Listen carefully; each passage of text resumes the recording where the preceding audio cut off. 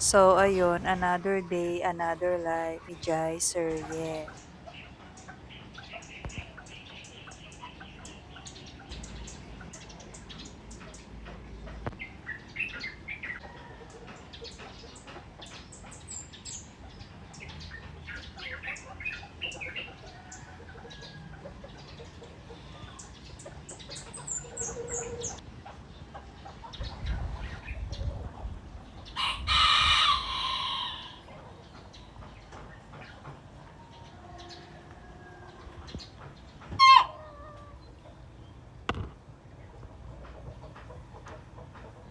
Dito nga pala ay sila ay magbe-best friend, ayan, si Bantam at yung mga bibe. Na kami eh kapag nakikita eh para bang kami mukhang pagkain, ganon. Kasi yung mga yan ay nag-aantay yan sila ng maaabutan ng pagkain.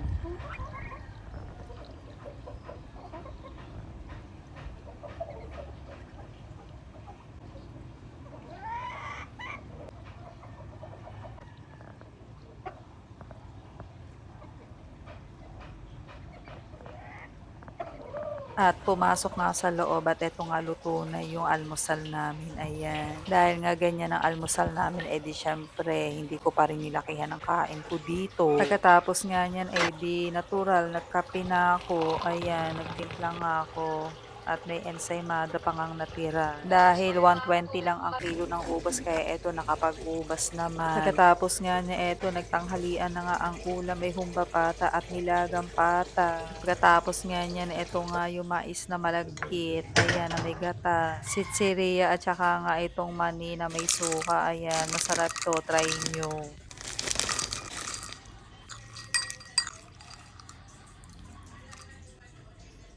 So, ito yung cinnamon bread.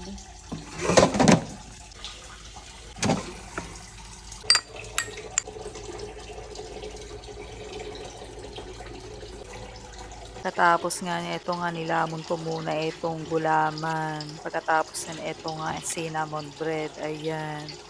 Na ako lang ang kumakain. Dahil hindi nila bet, hindi ko rin naman bet, eh sayang naman kung ito ay masisira lamang. Kaya ay akin ang inuubos na lamang. Maya-maya lang ay di may dumating na naman na parcel. Ayan. So ito guys, kay Buwet.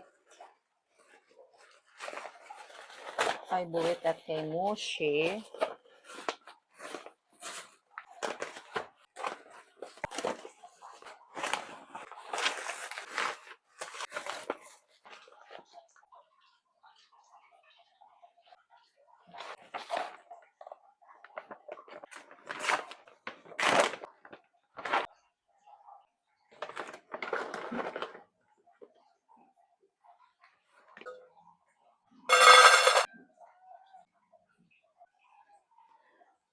Buwet!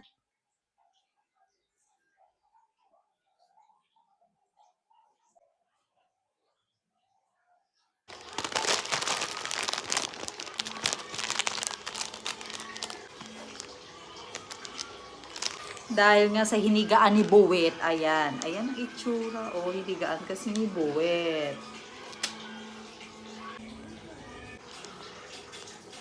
At ganito naman ang itsura sa malapitan. Ayan, na walang ligo. O, diba? Communication. Cheese stick, french fries, and ano to, kikiam and dahil nga sa nag-cravings nga itong si Ellie, eh, di sabi ko, Ella, sige, bumili ka na dahil do sa may labasan ang bilihan nito, yung bagong bukas. Yan, eh, nakakahalagang 55 pesos. Ayan. At ako nga ay nakikain na din.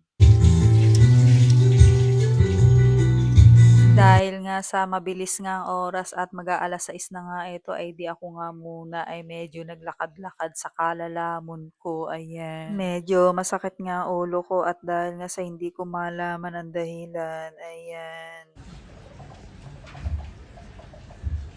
At dahil nga sa malamig ang panahon kaya eto nakamedyas na naman ako. At itong si Yumi nga ay hapit nga magkakakanta. Ayan, ewan kung bakit ganyan naman ang trip niya sa ngayon.